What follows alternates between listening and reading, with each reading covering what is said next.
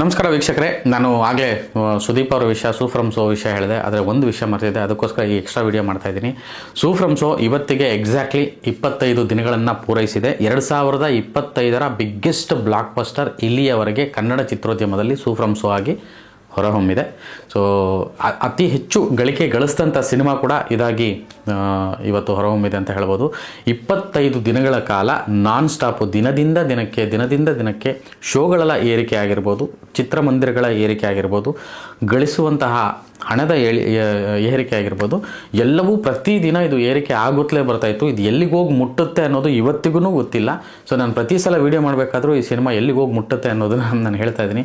So ಒಂದು ಅಂದಾಜು ಪ್ರಕಾರ, ಮೂಲಗಳ ಪ್ರಕಾರ ಅಥವಾ ಈ ಸಿನಿಮಾದ ಟ್ರೇಡ್ಸ್ ಹೇಳುವಂತಹ ಒಂದು ಅಂಕಿಅಂಶಗಳ ಪ್ರಕಾರ, ಅದನ್ನು ತಿಳ್ಕೊಂಡಂಥ ಪ್ರಕಾರ ಈ ಸಿನಿಮಾ ಈವರೆಗೂ 102 ಕೋಟಿಗೂ ಅಧಿಕ ಹಣವನ್ನು ಗಳಿಸಿದೆ. ಅದು ಗ್ರಾಸ್ ಅಂತಾರೆ.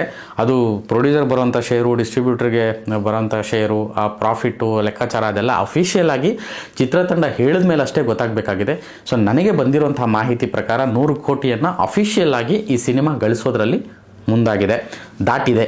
ಸೊ ಅಫಿಷಿಯಲ್ ಆಗಿ ಸೂ ಫ್ರಮ್ ಸೋ 100 ಕೋಟಿಯನ್ನು ಗಳಿಸಿದೆ 25 ದಿನದಲ್ಲಿ.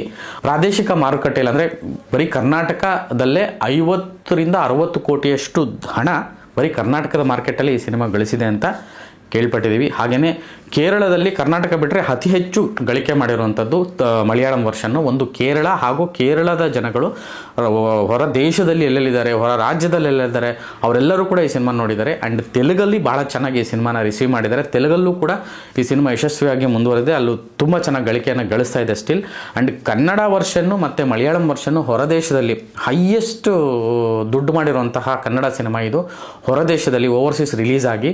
ಸೊ ಅದು ಕೂಡ ಈ ಒಂದು 100 ಕೋಟಿಯಲ್ಲಿ ಇನ್ಕ್ಲೂಡ್ ಆಗಿರುವಂಥದ್ದು. ತುಂಬ ದೊಡ್ಡ ಮಟ್ಟದ ಗಳಿಕೆಯನ್ನು ಸೂ ಫ್ರಮ್ ಸೋ ಗಳಿಸಿದೆ. ಇದು ಬರೀ ಲೆಕ್ಕಾಚಾರದ ಟ್ರೇಡ್ಸ್ನ ಒಂದು ಮಾಹಿತಿ ನಾನು ನಿಮ್ಮ ಮುಂದೆ ಇಡ್ತಾರಂಥದ್ದು. ಅಫಿಷಿಯಲ್ ಗಳಿಕೆ ಏನಿದೆ, ಅಫಿಷಿಯಲ್ ಲೆಕ್ಕಾಚಾರ ಏನಿದೆ, ಅದು ಚಿತ್ರತಂಡವೇ ಸದ್ಯದಲ್ಲೇ ನಿಮ್ಮ ಮುಂದೆ ಇಡುತ್ತೆ. ಅದು ಎಲ್ಲದಕ್ಕಿಂತ ಹೆಚ್ಚಾಗಿ ಈ ವರ್ಷ ಬಂದಿರುವಂತಹ ಸಿನಿಮಾಗಳಲ್ಲೇ ತುಂಬ ದೊಡ್ಡ ಹಿಟ್ ಆಗಿರುವಂತಹ ಸಿನಿಮಾ ಇದು. 25 ದಿನ ಇತ್ತೀಚೆಗೆ ನಾವು 25 ದಿನ, 50 ದಿನ, 75 ದಿನ, 100 ದಿನ ನಾವು ನೋಡ್ತಾ ಇದ್ದೆ ಕಡಿಮೆ.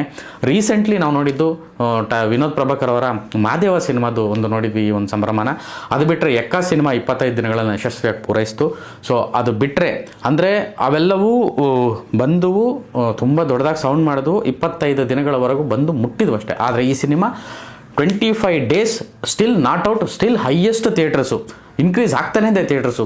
ಕೂಲಿ ಸಿನಿಮಾ ಬಂದಾಗ ಎಲ್ಲೊಂದು ಕಡೆ ಇದಕ್ಕೆ ಹೊಡ್ತಾ ಆಗುತ್ತೆ ಅಂತ ಅನ್ನಿಸ್ತು, ವಾರ್ ಬಂದಾಗ ಇದಕ್ಕೆ ಎಲ್ಲೊಂದು ಕಡೆ ಹೊಡ್ತಾ ಆಗುತ್ತೆ ಅಂತ ಅನ್ನಿಸ್ತು. ಆ್ಯಂಡ್ ಇಲ್ಲೇನೇ ಒಂದಷ್ಟು ಸಿನಿಮಾಗಳು ಬರ್ತಿರೋದ್ರಿಂದ ಇದಕ್ಕೇನೋ ಇದಾಗ್ಬೋದು ಅನ್ನಿಸ್ತು. ಬಟ್ ಈ ಒಂದು ಮೂಮೆಂಟು, ಇದೊಂದು ರಿದಮ್ ನೋಡಿದ್ರೆ ಈ ಸಿನಿಮಾನ ಯಾರೂ ಅಲ್ಲಾಡ್ಸೋಕ್ಕಾಗಲ್ಲ.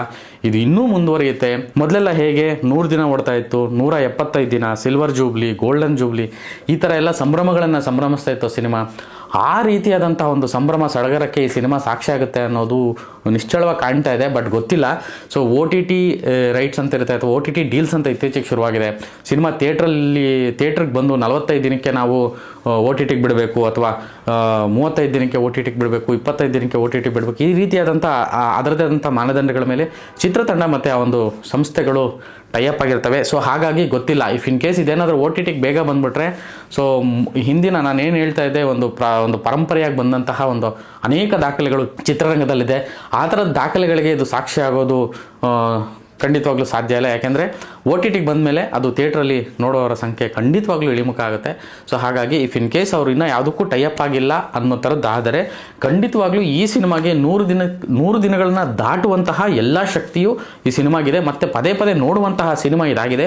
ಈಗಾಗಲೇ ರಿಪೀಟೆಡ್ ಆಡಿಯನ್ಸು ಈ ಸಿನಿಮಾನ ನೋಡೋದ್ರಲ್ಲಿ ಯಶಸ್ವಿಯಾಗಿದೆ. ಅಂದರೆ ನೀವು ಆಲ್ರೆಡಿ ನೋಡಿರೋ, ಈಗ ಒಬ್ಬರು ಸಿನಿಮಾ ನೋಡಿದರೆ ಅವ್ರು ಇನ್ನೊಂದು ಫ್ಯಾಮಿಲಿನ ಕರ್ಕೊಂಡೋಗಿ ಮತ್ತೆ ಇನ್ನೊಂದ್ಸಲ ಸಿನಿಮಾ ನೋಡುವಂಥದ್ದು, ಫ್ಯಾಮಿಲಿ ನೋಡಿದರೆ ಮತ್ತೆ ಅವ್ರು ಯಾರೋ ಫ್ರೆಂಡ್ಸ್ನ ಕರ್ಕೊಂಡೋಗಿ ಸಿನಿಮಾ ನೋಡುವಂಥದ್ದು, ಈ ಥರದ್ದೊಂದು ರೊಟೇಷನ್ನು ಈ ಸಿನಿಮಾಗೆ ಜಾಸ್ತಿ ಆಗ್ತಾ ಇದೆ. ಸೊ ಹಾಗಾಗಿ ಕಲೆಕ್ಷನ್ ವೈಸ್ ಆಗಲಿ, ಥಿಯೇಟರ್ ವೈಸ್ ಆಗಲಿ, ಸ್ಕ್ರೀನ್ ಶೋಸ್ ವೈಸ್ ಆಗಲಿ ಎಲ್ಲವೂ ಜಾಸ್ತಿ ಆಗಿದೆ. ಮತ್ತು ಅದೇ ಒಂದು ರಿದಮನ್ನು ಕಾಯ್ಕೊಂಡು ಬಂದಿದೆ.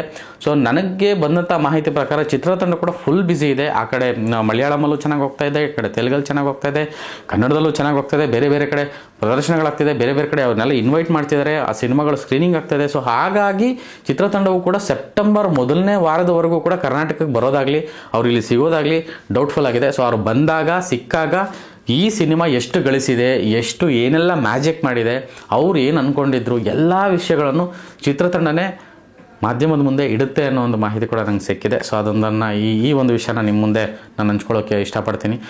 ಸೂ ಫ್ರಮ್ ಸೋ ಈ ದಶಕದ ಅತ್ಯುತ್ತಮ ಸ್ಕ್ರಿಪ್ಟ್ ಅಂತ ನಾನೇ ಹೇಳಿದ್ದೆ ಆ್ಯಕ್ಚುಲಿ ರಿವ್ಯೂ ಮಾಡ್ಬೇಕಾದ್ರೆ. ಈ ದಶಕದ ಅತ್ಯುತ್ತಮ ಸ್ಕ್ರಿಪ್ಟು ನಾನು ನೋಡಿದಂಥ ಸಿನಿಮಾ ಸ್ಕ್ರಿಪ್ಟ್ ಅಂತ.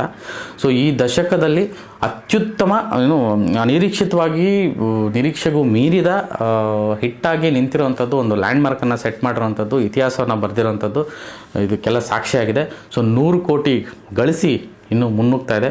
ಸೊ ಇದು ಎಲ್ಲಿಗೋಗಿ ಮುಟ್ಟುತ್ತೆ ಅಂತ ಈಗಲೂ ಕೂಡ ಇನ್ನೂ ಗೊತ್ತಿಲ್ಲ. ಅದು ಎಲ್ಲಿಗೋಗಿ ಮುಟ್ಟುತ್ತೋ ಮುಟ್ಟಲಿ, ಕೊನೆಗೊಂದಿನ ಅದು ಎಲ್ಲಿ ಹೋಗಿ ಮುಟ್ಟುತ್ತೆ, ಅದು ಎಲ್ಲಿ ಹೋಗಿ ಆ ಒಂದು ಗೆಲುವಿನ ಬಾವುಟ ಎಷ್ಟೋ ಎತ್ತರಕ್ಕೆ ಆರಿಸುತ್ತೆ. ಸೊ ಆವತ್ತಿನ ದಿನ ಮತ್ತೊಂದು ಕಂಪ್ಲೀಟ್ ವಿಶ್ಲೇಷಣೆಯನ್ನು ಇದರ ಮೇಲೆ ಮಾಡೋಣ, ಚಿತ್ರತಂಡದ ಜೊತೆಗೆ ಮಾತಾಡೋಣ.